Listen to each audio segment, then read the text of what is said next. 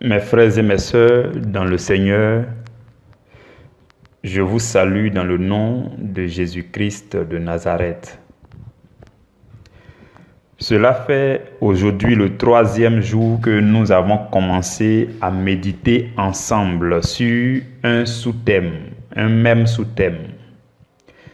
Et ce sous-thème, c'est les 7 étapes importantes qui te feront entrer dans ton appel. Les 7 étapes importantes qui te feront entrer dans ton appel.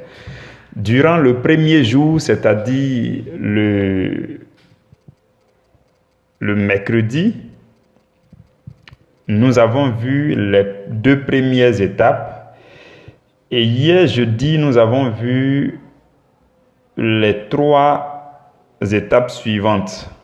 Et aujourd'hui, le Seigneur nous fait la grâce de méditer sur les 2 étapes qui restent. Je vais nous rappeler rapidement les 5 étapes que nous avons déjà parcourues ensemble.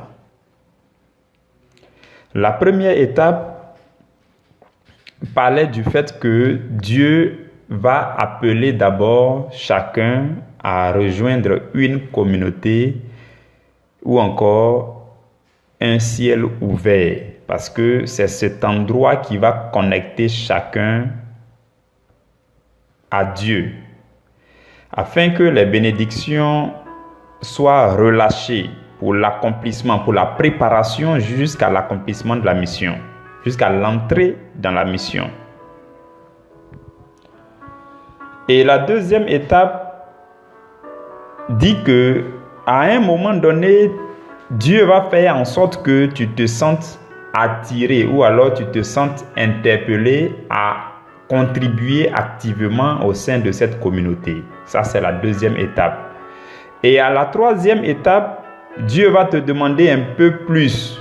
Il va te demander de t'impliquer davantage jusqu'à ce que tes progrès soient remarquables pour tous. Parce que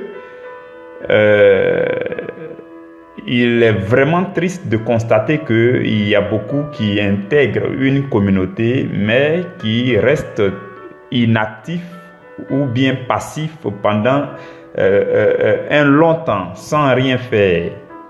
Et il peut arriver même qu'au bout du compte, vous partez de la communauté sans avoir laissé de traces.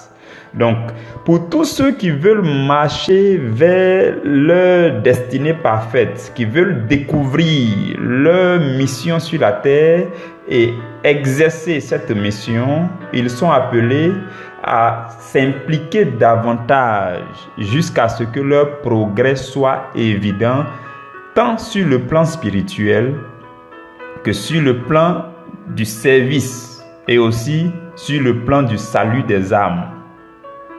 Vous comprenez?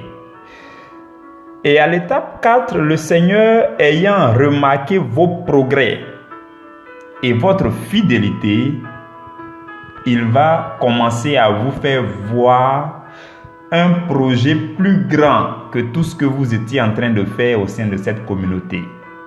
Parce que la Bible dit que lorsque Dieu vous trouve fidèle en de petites choses, Dieu commence à vous attirer vers les grandes choses. Donc, à l'étape numéro 4, Dieu va commencer à vous faire voir un grand projet. Que ce soit un projet qui n'est pas dans le même sens que la communauté, ou que ce soit un projet qui va dans le même sens que les activités de la communauté. En tout cas, Dieu va vous montrer quelque chose de grand. Et en même temps, vous saurez que c'est votre raison de vivre sur la terre. C'est la grande mission que Dieu a mis sur votre vie lorsqu'il vous envoyait sur la terre. Et à l'étape numéro 5, Dieu va vous appeler à entrer officiellement dans la phase préparatoire de votre mission. Et vous allez recevoir de Dieu les ressources spirituelles en termes de messages à prêcher, en termes de personnes qui vont venir vous aider comme équipe dans ce ministère, ainsi de suite. Dieu va consolider beaucoup de choses durant cette période de préparation. Donc, ce fut l'étape numéro 5 que nous avons vue hier. Aujourd'hui, nous commençons avec l'étape numéro 6. Je voudrais que nous inclinions la tête ensemble pour recommander ce temps de méditation au Seigneur. Dieu de bonté, nous te disons merci de ce que tu nous fais cheminer à travers ce seul sous-thème. Depuis aujourd'hui 3 jours, Roi de gloire, tu nous enseignes la démarche inspirée, la démarche à suivre, Seigneur, pour marcher sereinement avec assurance vers notre mission et pour entrer dans notre mission. Béni sois-tu, toi qui nous révèles ces choses. Que ton nom soit glorifié, que ton nom soit magnifié. Nous nous recommandons encore à toi en ce jour et nous prions au nom de Jésus que le Saint-Esprit vienne prendre le contrôle, parce que sans le Saint-Esprit, Seigneur, nous ne pouvons rien savoir de toi. Alors que nous avons soif de recevoir de toi, nous prions maintenant dans le nom de Jésus que le Saint-Esprit vienne prendre le contrôle. Le Roi de gloire, nous venons devant ta face avec des cœurs humbles, afin que tu nous fasses la grâce de comprendre les profondeurs de ta parole. Béni sois-tu. Merci parce que ton Esprit Saint prend le contrôle maintenant. Amen. Frères et sœurs, dans le Seigneur, à l'étape numéro 6, Dieu va vous inviter à démarrer officiellement votre ministère. Peu importe ce à quoi vous êtes appelé, le gros projet auquel vous êtes appelé sur cette terre, lorsque vous allez suivre les 5 étapes que nous avons vues hier et avant-hier, vous allez évoluer calmement et sûrement jusqu'à démarrer officiellement votre ministère. Un moment viendra, voyez-vous, quand vous allez être dans la période de préparation, dont on a parlé à l'étape numéro 5, vous allez vous préparer. À un moment donné, vous allez sentir que Dieu lui-même est en train de sonner la cloche. Il est en train de te dire que l'heure est venue, il faut partir. Tu vois, il peut arriver que tu te dises que non, toutes les ressources ne sont pas encore réunies. Non, il faut que je réunisse des ressources. Tu vas commencer à raisonner humainement parlant, mais Dieu va te faire savoir clairement que c'est le moment de commencer. Vous voyez. Donc, à l'étape numéro 6, Dieu va t'inviter à démarrer officiellement l'œuvre du ministère dans laquelle il décide de t'établir. Vous comprenez? Alors, souvent, ça peut passer par un temps de consécration, c'est-à-dire que dans certains endroits, on parle de ordination. On dit non, on l'a ordonné ceci, on l'a ordonné pasteur, on l'a ordonné. Donc, ça peut passer par un temps de consécration ou de façon officielle, vous prenez un jeûne un peu plus aigu pour dire Seigneur, voici, oh, ça démarre maintenant, oh, Roi de gloire, je me recommande à toi, je me confie à toi, ça commence maintenant, je fais confiance à toi et à toi seul, je ne compte que sur toi, je ne veux pas compter sur les hommes, oh Seigneur. Donc, durant ce temps de préparation, oh, vous allez encore vous consacrer au Seigneur, vous comprenez? Donc, et vous allez entrer dans votre ministère de façon officielle. Mes frères et mes sœurs, il n'est pas question d'avoir peur lorsque vous vous abandonnez totalement à Dieu. Même ce que vous allez manger, vous n'avez pas à vous soucier de cela. Lorsque c'est Dieu lorsque vous avez très bien suivi toutes les étapes et que Dieu sonne la cloche pour dire vous commencez, vous n'avez plus besoin de quoi que ce soit, vous vous abandonnez dans les mains du Seigneur. C'est comme cela. Alors, ce qui se passe, c'est que hier, nous avons parlé de 2 cas. Il y a le premier cas où le projet que Dieu t'a confié là va dans le même sens que la communauté dans laquelle tu as exercé. Toi et l'homme de Dieu qui est là vous avez vu dans le même sens et vous avez préparé ensemble durant ta phase préparatoire. Il a été avec toi, vous avez fait les choses ensemble parce que ce qui t'est confié là, c'est une sous-vision de la vision, la grande vision qui a été confiée à l'homme de Dieu qui est là. Et donc c'est ça toi ta mission. Donc vous préparez ensemble. La communauté elle-même s'unit afin de soutenir cette mission là avec les fonds ainsi de suite. Vous voyez. Donc quand c'est le cas, quand votre mission là va dans le même sens que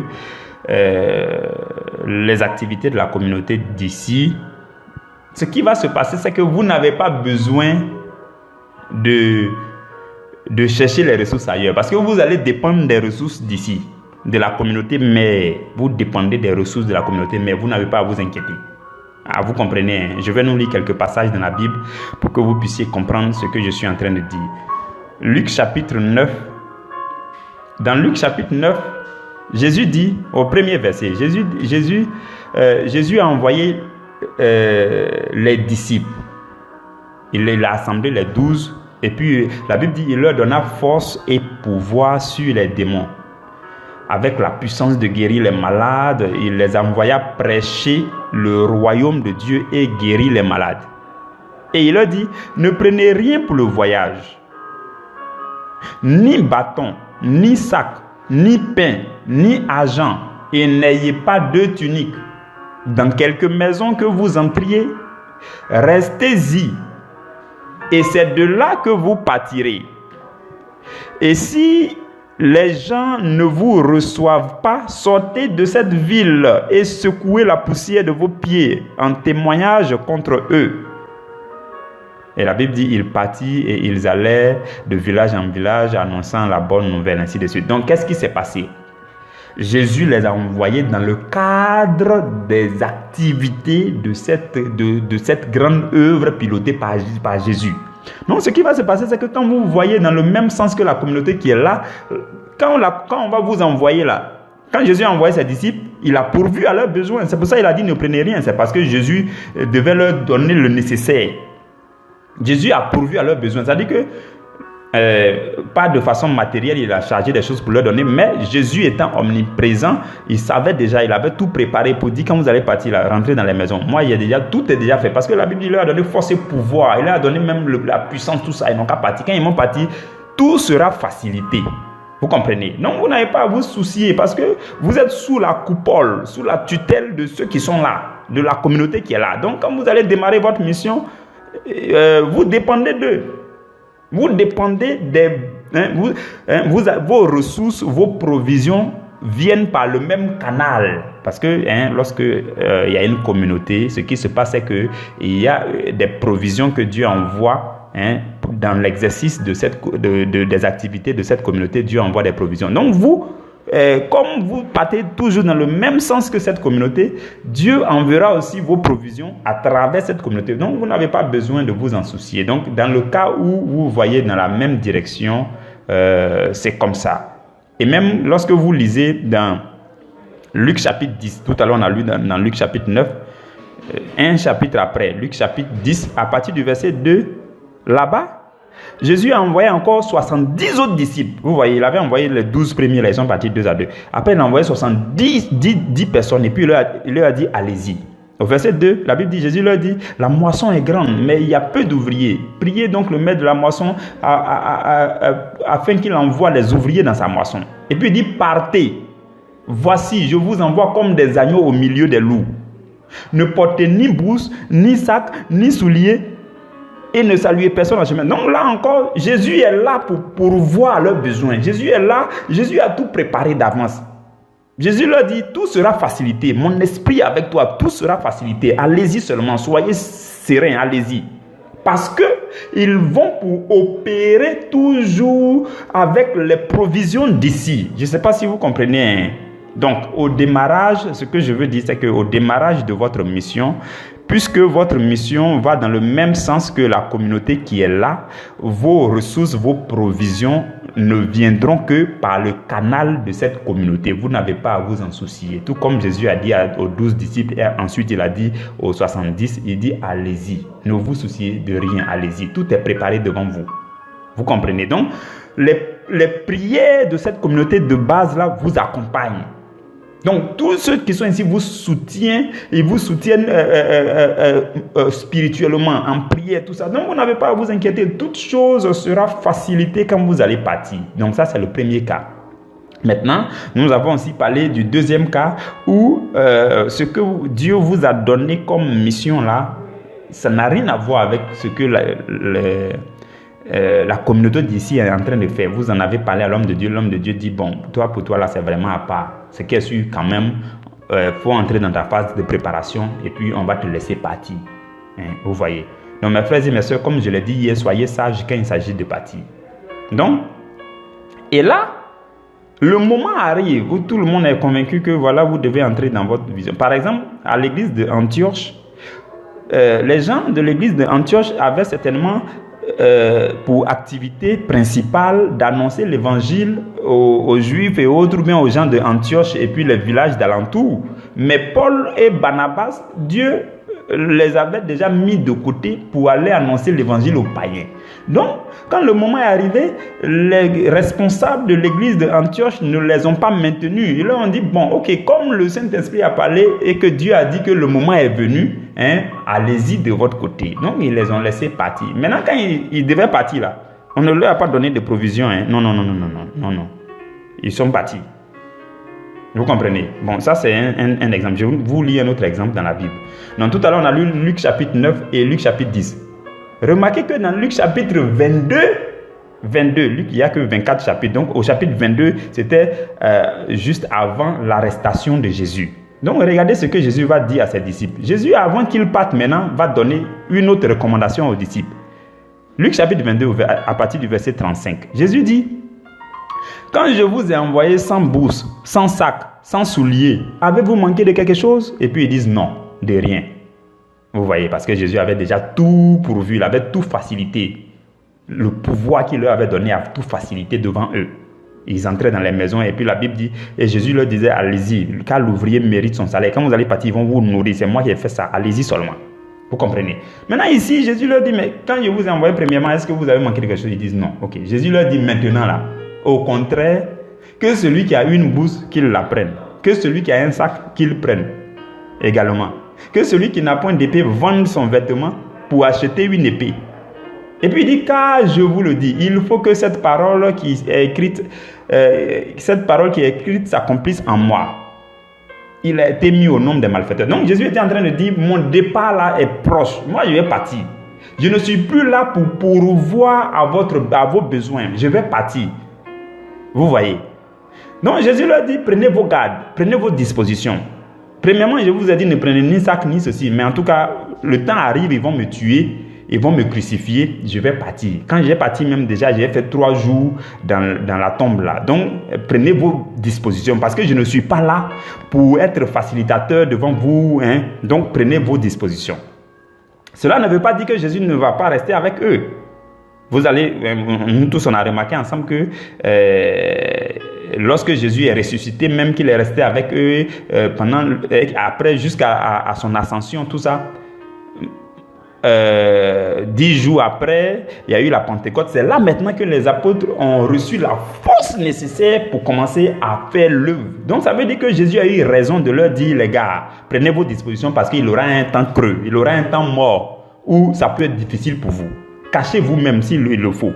La Bible dit que les apôtres étaient obligés de rester dans la chambre haute, seuls. Ils n'avaient pas le pouvoir, la puissance du Saint-Esprit n'était pas encore descendue en tant que telle. Donc les gars restaient timorés, timides, tout ça, jusqu'à ce qu'ils reçoivent la puissance du Saint-Esprit. Et durant cette période creuse, ce temps mort-là, Jésus leur dit, prenez vos dispositions les gars, parce que moi je ne suis plus là. Bon, donc je prends cet exemple pour dire quoi? Quand votre vision là, c'est hors de la communauté, votre projet, votre mission que Dieu vous a confiée là, c'est hors de la communauté, en tout cas, prenez le minimum de disposition.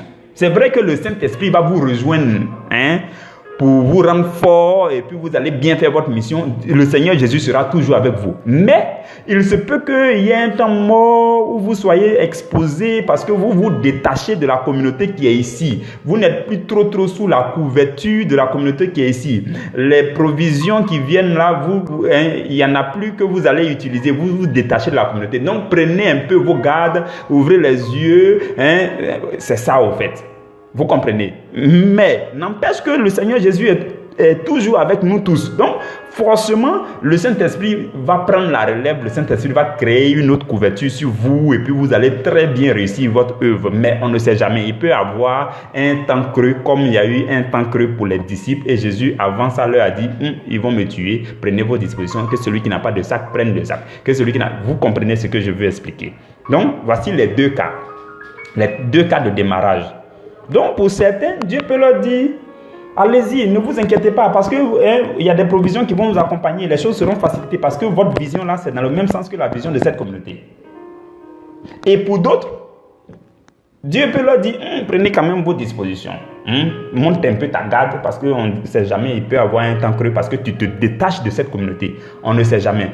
Et si vous remarquez très bien dans Luc chapitre 22, là, quelques versets avant, Jésus dit, et je dis à Pierre, Simon, Satan vous a réclamé afin de vous crier, mais j'ai prié pour vous. Donc ça veut dire que Satan, il était aux aguets. Donc quand vous allez, quand vous devez vous détacher de votre mentor, de votre communauté de base, pour aller de votre côté, faites attention, parce que Satan va vous réclamer fort. Donc, montez vos gardes. C'est vrai, le Saint-Esprit va vous rejoindre quelque temps après, mais il faut monter vos gardes. Le Saint-Esprit viendra pour créer une autre couverture, parce que c'est la communauté d'ici à sa couverture de protection. Vous étiez en bas, vous allez sortir de là. Dieu va créer pour vous une autre couverture. L'Esprit de Dieu va vous revêtir d'une autre façon pour que vous puissiez partir. Mais il peut arriver qu'il y ait quelques temps morts, quelques mois ou bien quelques jours de temps mort. Prenez vos dispositions quand vous serez en train de partir. Ça, c'est le cas de d'autres. Vous comprenez, vous comprenez ces deux cas, j'espère. Donc ça, c'est l'étape numéro 6 où vous entrez officiellement dans votre mission. Et ce sont les deux cas que nous avons cités. Au cas où tu es toujours dans cette communauté, tout et tout, tu n'as pas trop à t'inquiéter. On te jette à l'eau et puis on te regarde parce que tu es sous la couverture de cette communauté. Maintenant, au cas où tu dois aller ailleurs, tu vas sortir de la couverture de cette communauté, monte quand même tes gardes, mais sois toujours rassuré parce que la puissance du Saint-Esprit va te recouvrir d'un moment à un autre pour que tu puisses faire ton œuvre. Vous comprenez très bien. Étape numéro 7. Donc, remarquez qu'à chacune de ces étapes, c'est Dieu qui nous invite à faire ceci, invite à démarrer, qui nous invite à faire ceci. Donc, Dieu va parler à chaque étape, à chaque passage d'une étape à une autre. Dieu va parler, il va vous parler. C'est pour ça que nous avons vu les trois façons, les trois moyens par lesquels Dieu nous parle. Je veux que vous ayez vraiment ça à l'esprit parce que si vous entendez autre chose, ça peut ne pas être Dieu. Par contre, si vous discernez en fonction des moyens par lesquels Dieu communique, dont nous avons parlé, nous avons dit Dieu communique essentiellement à travers sa parole. Et à travers sa parole, là, quand il ne parvient pas à trop se faire comprendre par vous, vous n'arrivez pas à trop le saisir, là, il vient ajouter soit un songe, une vision, ou bien une extase, ou bien une prophétie. Et puis en même temps, vous devez discerner que l'ensemble des situations que vous vivez, les circonstances que vous vivez viennent confirmer les choses, ainsi de suite. Ce sont ces moyens-là qu'il faut utiliser pour savoir que c'est Dieu même qui est en train de parler. Ne vous basez pas sur autre chose, s'il vous plaît. Donc, on avait déjà vu ça, je crois, le jour avant-hier. Étape numéro 7. À l'étape numéro 7, Dieu va vous inviter. Vous êtes entré dans votre démarrage, vous avez commencé l'œuvre. Vous êtes en train de faire l'œuvre. Tout ce qui peut avoir comme difficulté et autres, malgré tout, vous êtes en train de faire l'œuvre. Parce que l'œuvre là, ne pensez pas que tout sera rose. Non. C'est pas toujours que tout est rose, non. Demandez à Paul, il va vous dire ça. Paul et puis Silas, ils les ont frappés copieusement. Et puis ils les ont mis en prison. Mais ils étaient en train de louer Dieu avec des blessures sur eux. Ils étaient en train de louer Dieu et célébrer Dieu. C'est ça, au fait, qui ne doit pas manquer aux chrétiens. Peu importe les difficultés qui vont arriver, tu dois demeurer dans le Seigneur, en train de célébrer le Seigneur. Demandez à Pierre, ils l'ont mis en prison à plusieurs reprises. Demandez aussi à Jean, ils vont vous dire. Donc, ce n'est pas toujours que c'est facile, mais vous avez confiance, une confiance totale et sans faille en celui qui vous a appelé. Vous comprenez? Donc, vous avez démarré, vous êtes en train de faire. Vous allez remarquer à un moment donné que Dieu vous invite à contribuer à la formation de la génération future. Voici la dernière étape. Voici la dernière étape. Dieu vous dit, mon fils, ma fille, tu as fait ton chemin depuis l'étape numéro 1 jusqu'à entrer dans ton ministère. Sache que il y a des gens qui aujourd'hui sont comme tu étais avant et qui ont besoin de mentors, qui ont besoin de formation, qui ont besoin de conseils. Dieu va te dire, mon fils, ma fille, je veux préparer la relève. Il faut que tu contribues à la formation de la génération à venir. Vous comprenez, mes frères et mes sœurs? Voilà pourquoi, quand vous avez démarré votre œuvre, vous devez faire. C'est vrai que, bon, on est en train de prêcher, peut-être pour la plupart d'entre vous, vous n'avez pas encore démarré bien des choses, mais en tout cas, si quelqu'un qui n'était pas sur cette plateforme est en train de m'écouter, Dieu va t'appeler. Dans l'exercice de ton ministère, là, Dieu va t'appeler. Il va t'appeler à contribuer à la formation de la génération future. Donc, il va falloir te rendre disponible pour communiquer de la connaissance à quiconque en a besoin. Dieu va envoyer des gens vers vous. Faut pas, tu vas dire non, je n'ai pas le temps, non, j'ai sommeil ou bien j'ai ceci. Non, Dieu va envoyer des gens. Il faut les former. Ce que Dieu a mis en toi là, il faut aussi libérer pour que ça aille vers eux. Parce que à travers toi, Dieu veut former une génération future. C'est comme ça. Si on ne le fait pas, on est tout simplement ingrat. Ingrat vis-à-vis de Dieu. Donc, notre manière d'être reconnaissant, c'est d'être disponible pour préparer la génération qui va venir après nous. On ne peut pas recevoir la connaissance de Dieu, les révélations de Dieu, et puis s'asseoir dessus, et puis garder en nous, et puis aller jusqu'à mourir avec nous. Non, il faut libérer cela à l'endroit de tous ceux qui en ont besoin. Il y a des gens qui vont se manifester pour dire, ah BG, j'ai besoin que tu me formes. Ou bien, il y a des gens qui vont le dire ouvertement, ah frère, ou bien ma soeur, bon, vraiment homme de Dieu, j'ai besoin que tu me suives, j'ai besoin que tu me prêches des choses, j'ai besoin de savoir ceci, j'ai des questions, ceci. Il faut libérer la connaissance. Tout simplement. Et en le faisant, tu seras en train de contribuer à la formation de la future génération. Et ça va réjouir le cœur du Seigneur Jésus parce que tu ne le fais pas parce que il faut qu'on te donne quelque chose en retour. Non. Non. Loin de là. Tu ne le fais pas parce que non, telle personne, parce qu'elle donne ses offrandes ou bien ses dîmes. Non, ce n'est pas cela. Même quelqu'un qui n'a jamais donné dîmes ou offrandes là, s'il te pose question, il faut aller lui répondre. Parce que la connaissance qui est en toi, Dieu veut l'utiliser pour former cette personne. Vous comprenez? Donc Dieu va envoyer des gens vers vous pour que vous puissiez préparer la génération future. Ça, c'est l'étape numéro 7. Dieu va vous inviter à cela. Dieu va attirer votre attention pour dire, depuis un moment, tu ne te rends pas disponible. J'ai envoyé telle personne pour que tu lui parles et puis tu t'enfermes. Non. En fait, c'est ça. Dieu va attirer votre attention. Donc, c'est ça l'étape numéro 7. Et je vais nous lire 2 Timothée chapitre 2 verset 2. Nous allons voir ensemble ce que Paul dit à Timothée. Là-bas, Paul dit à Timothée, il dit ce que tu as entendu de moi en présence de beaucoup de témoins, confie-le à des hommes fidèles qui soient capables de l'enseigner aussi à d'autres. Donc, mes frères et mes sœurs, c'est un travail à la chaîne. Ce que tu as reçu, les enseignements que tu as reçus et autres, là, un moment viendra où Dieu va te dire confie-le à d'autres personnes qui seront capables de l'enseigner aussi à d'autres, ainsi de suite. C'est comme ça. Vous comprenez? Donc, Dieu va vous appeler à contribuer fidèlement. Et même Jésus-Christ, c'est la même recommandation qu'il a donnée à ses disciples avant de partir au ciel. Dans Matthieu 28 au verset 19, Jésus dit, allez et faites de toutes les nations des disciples. Donc, Notre rôle aujourd'hui, étant devenu disciple de Jésus, disciple accompli, devenu envoyé, apôtre, Dieu nous a établis sur une œuvre du ministère. Ce que nous avons à faire à notre tour, c'est de faire de toutes les nations des disciples. C'est de former des gens pour que ces gens soient capables de former d'autres personnes. Ainsi de suite, chacun à son tour, jusqu'à ce que les générations se suivent et jusqu'à ce que le Seigneur Jésus revienne. Vous comprenez, mes frères et mes sœurs? Donc, voici les 7 étapes que nous avons vues. Donc, aujourd'hui, nous avons vu l'étape 6 et l'étape numéro 7. Je vais nous rappeler rapidement les 7 étapes et nous aurons fini avec ce sous-thème. Première étape, Dieu nous appelle à rejoindre un ciel ouvert ou alors une communauté.